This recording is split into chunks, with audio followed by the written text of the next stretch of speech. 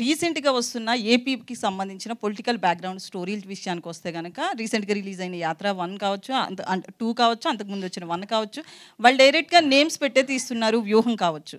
So మీరు ఎందుకు దీన్ని ఫిక్షనల్గా అంటే ఇలా ఒకటి క్రియేట్ చేసి ఆంధ్రప్రదేశ్ అని పెట్టకుండా, అమరావతి అని పెట్టకుండా, అంటే దీని వెనక్కి ఎందుకు అంత పర్టికులర్గా మీరు అసలు నేమ్స్ పెట్టలేదు? బలవంతుడు ఒకలా బతుకుతాడు సొసైటీలో, బలహీనుడు ఒకలా బతుకుతాడండి.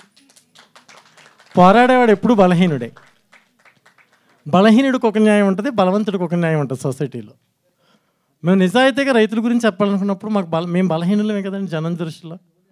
మాకు కొన్ని రూల్స్ ఉంటాయిగా, ఆ రూల్స్ ప్రకారం మేము గౌరవించి గవర్నమెంట్ ఇచ్చిన రూల్స్ అన్నింటిని పాటించి సంయమనం పాటించి, రవిశంకర్ గారు చాలా డీసెంట్ పర్సన్, డిగ్నిఫైడ్గా ఆలోచిస్తారు ఆయన.